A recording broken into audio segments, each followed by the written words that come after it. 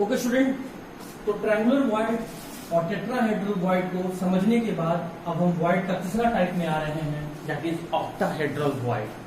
Octahedral void को generally books में short form में लिखा होता है OHV। अगर कहीं मैंने डीपीपी में या कहीं मैंने OHV जैसा वर्ड कहीं लिखा हुआ है तो उसका मतलब आपको समझना है, उसका फुल फॉर्म आपको समझना है ऑक्टाहेड्रल वॉइड। वॉइड का मतलब तो आपने समझ में आ ही गया होगा कि एटम्स के बीच के स्पेस को वॉइड कहते हैं। वॉइड्स कहां बनता है ये भी आप समझ गए होंगे, जब एटम का 3 डिफरेंट लेयर बनाते हैं, मतलब 3 डायमेंशनल क्लोज पैकिंग करते हैं, तब जाके वॉइड्स का फॉर्मेशन होता है। उसके बाद ऑक्टाहेड्रल वॉइड कैसे बनता है, आइए इस बात को समझते हैं। माय डियर स्टूडेंट, यहां पर एक कंफ्यूजन हो जाता है स्टूडेंट लोग को। ऑक्टा का मतलब हो गया 8, नहीं, यही तो आपको समझना है। ये यहां पर इसका मीनिंग आपको नहीं बताना है, ये बता रहा है नंबर ऑफ एटम्स। तो जब 6 एटम को जब हम एक दूसरे से क्लोजली प्लेस करते हैं, एक दूसरे के बिल्कुल पास रखते हैं, एक दूसरे के बिल्कुल चिपका के रखते हैं, तो जब 6 एटम के बीच को, जब 6 एटम को बिल्कुल चिपका के एक दूसरे को बिल्कुल क्लोजली प्लेस करते हैं, तब उनके बीच में एक एम्प्टी स्पेस बनता है, और उसी एम्प्टी स्पेस को हम लोग ऑक्टाहेड्रल वॉइड कहते हैं। कैसे, आइए देखते हैं। देखिए जरा ध्यान से देखिएगा, मैं क्या कर रहा हूं। मैं यहां पर स्टूडेंट 3 ब्लू कलर का बॉल लिया, ध्यान से देखिएगा, 3 ब्लू कलर का मैंने यहां पे बॉल लिया। अब आप देख सकते हैं कि ये 3 ब्लू कलर के बॉल के बीच में आपको एम्प्टी स्पेस दिख रहा होगा, सही है। अभी 3 एटम के बीच में आपको स्पेस दिख रहा है। अब मैं 3 एटम और इसके ऊपर से रखने जा रहा हूं, प्लीज ध्यान दीजिएगा। देखिए एक एटम मैंने ऐसा रखा, दूसरा एटम मैंने देखिए ऐसा रखा, और देखिए तीसरा एटम मैंने ऐसा रखा।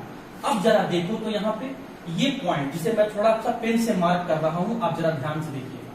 ये देखिए, ये जो मैं डार्क बिल्कुल कर दिया, मार्कर से मैं बिल्कुल डार्क कर दिया, तो ये जो आपको स्पेस दिख रहा है वो कितने एटम के बीच दिख रहा है, 6 एटम के बीच दिख रहा है। तो 6 एटम के बीच में जो बनने वाला वॉइड होता है उसे ही हम कहते हैं octahedral void. Point number 2, octahedral void क्यों कहा गया? ऑक्टाहेड्रल वॉइड इसलिए कहा गया क्योंकि जब इन 6 एटम के सेंटर को एक दूसरे से प्लेस करते हैं तो एक ऑक्टाहेड्रल शेप बन के आता है, इसीलिए ऑक्टाहेड्रल वॉइड कहते हैं। अब जरा ध्यान देना स्टूडेंट, देखो ये ब्लू कलर का पहला बॉल, ये ब्लू कलर का दूसरा बॉल, सही है। अब देखो ये ब्लैक कलर का तीसरा बॉल और ये ब्लैक कलर का चौथा बॉल। इन चारों बॉल्स को देखिए ऐसे रखा गया है, ये देखिए ऐसे रखा गया है, सही है। मैं ऐसा करता हूं, मैं मार्कर बदल देता हूं। देखो ब्लू डॉट बता रहा है ब्लू कलर के बॉल को या एटम को, और ब्लैक डॉट बता रहा है ब्लैक कलर के एटम या बॉल को, सही है स्टूडेंट। अब मैं क्या कर रहा हूं, इनके सेंट्रल पॉइंट को एक दूसरे से जोड़ दे रहा हूं, इनके सेंट्रल पॉइंट को एक दूसरे से जोड़ दे रहा हूं। हो गया। देखो एक यहां पर ब्लैक कलर का बॉल ऊपर से रखा गया है और ब्लू कलर का बॉल नीचे से रखा गया है। ब्लैक कलर का बॉल ऊपर से रखा गया है और ब्लू कलर का बॉल नीचे से रखा गया है। अब देखिए स्टूडेंट ध्यान से, है ना। तो और ये देखिए इसके बीच में ये वाला जो स्पेस है, ये वाला स्पेस, ये स्पेस, तो इन 6 एटम्स के बीच में स्टूडेंट ये जो आपका होल्स बन रहा है वो 6 एटम के बीच बन रहा है। 1 2 3 4 5 एंड 6। तो 6 एटम को जब हम एक दूसरे से क्लोजली पैक करते हैं और उनके सेंट्रल पॉइंट को इनके सेंट्रल पॉइंट को एक लाइन के हेल्प से एक दूसरे से जोड़ते हैं, कंबाइन करते हैं, तो एक ऑक्टाहेड्रल शेप निकल के आता है। इसीलिए इसको हम लोग कहते हैं ऑक्टाहेड्रल वॉइड। तो ऑक्टाहेड्रल वॉइड कितने एटम के बीच बना? 6 एटम के बीच बना। ऑक्टाहेड्रल वॉइड क्यों कहा गया? क्योंकि सभी 6 एटम के सेंट्रल पॉइंट को जब लाइन से जोड़ते हैं तो ऑक्टाहेड्रल शेप बनता है, इसीलिए ऑक्टाहेड्रल वॉइड कहते हैं। ऑक्टाहेड्रल वॉइड का अरेंजमेंट क्या होता है स्टूडेंट? 3 on 3, 3 on 3, 3 एटम के ऊपर 3 और एटम रखा गया है, 3 on 3। और डायग्राम क्या है ये आपको साफ साफ दिख रहा है। 5वां पॉइंट इसमें क्या है कि इस वॉइड पे रखे गए, मतलब इस एम्प्टी स्पेस में मैंने एक एटम रखा और लैटिस पॉइंट पे मैंने एटम रखा। तो जो एटम वॉइड्स पर रखा गया है उसके रेडियस को स्मॉल आर से दिखा दिया। और जो एटम लैटिस पॉइंट पर रखा गया है उसके रेडियस को कैपिटल आर से दिखा दिया गया, और जब इनके रेडियस का रेशियो कैलकुलेट किया गया तो ये रेशियो निकल के आया आपका 0.414। तो उम्मीद करता हूं स्टूडेंट कि ऑक्टाहेड्रल वॉइड भी आपको समझ में आ गया होगा। और सबसे जरूरी बात जो आपको याद करके रखना है, नंबर, ये न्यूमेरिकल में आएगा, the number of octahedral void is equal to the number of atoms.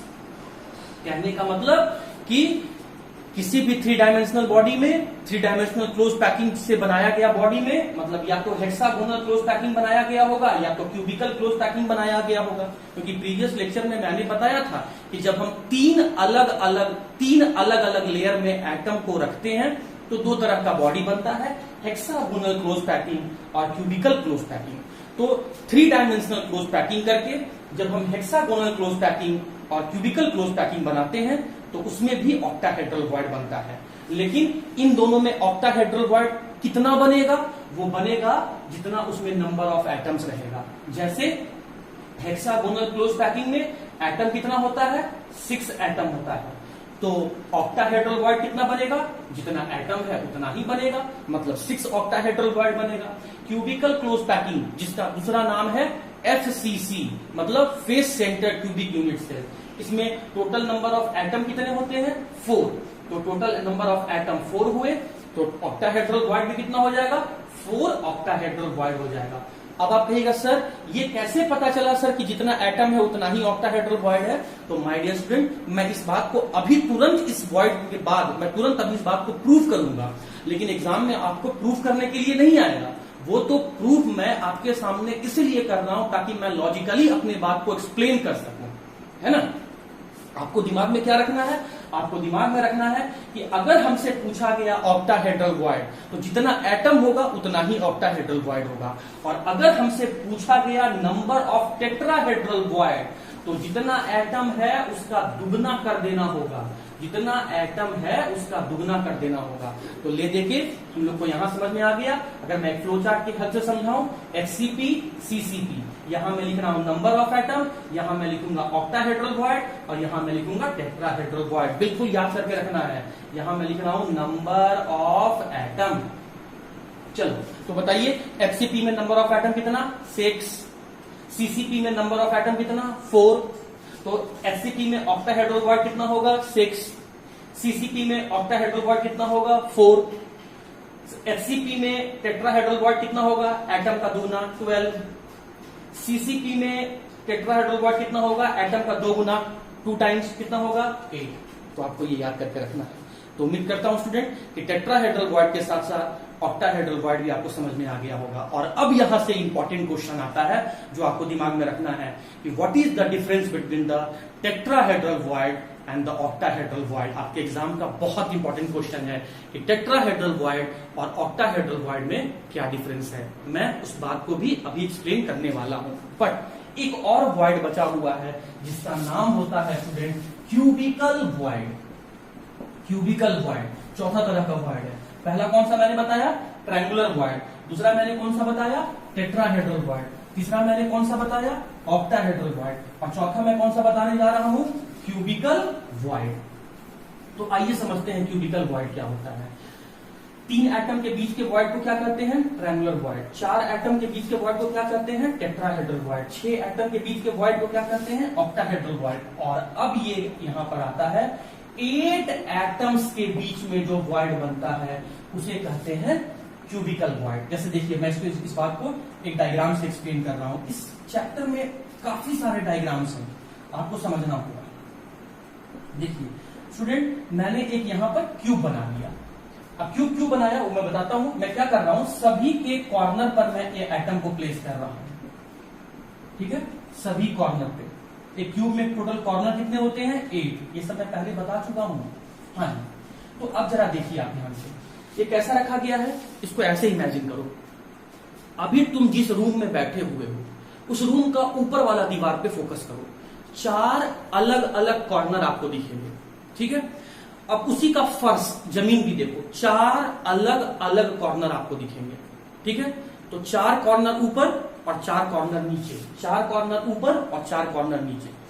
अब बीच में यहां पर ये बीच में स्पेस में यहां एक होल्स बन गया, खाली जगह बन गया, 4 कॉर्नर के बीच में होल्स बन गया, जहां तुम बैठे हुए हो या जहां तुम्हारा टेबल लगा हुआ है या जहां तुम्हारा बेड लगा हुआ है, इसको ऐसे समझ लो। तो 8 एटम्स के बीच में एक होल्स बन रहा है, तो इसे वॉइड कहा गया। जब ये 8 एटम के सेंटर को एक दूसरे से जोड़ते हैं तो एक क्यूब बन के आ जाता है, और इसीलिए इस वॉइड का नाम होता है क्यूबिकल वॉइड।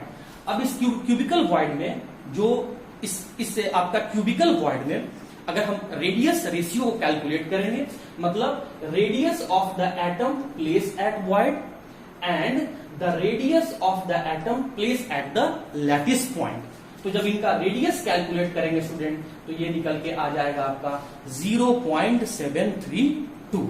तो उम्मीद करता हूं स्टूडेंट कि ट्रायंगुलर वॉइड्स होता क्या है, वॉइड्स का दूसरा नाम क्या होता है, वॉइड्स कब बनता है, कितने टाइप्स के वॉइड होते हैं, उनका नाम कैसे दिया गया, उसका अरेंजमेंट क्या होता है, रेडियस रेशियो क्या होता है, और किसी भी 3 डायमेंशनल क्लोज पैकिंग मतलब एचसीपी चाहे सीसीपी में कितना टेट्राहेड्रल वॉइड होगा और कितना ऑक्टाहेड्रल वॉइड होगा, ये बात आपको समझ में आ गया होगा।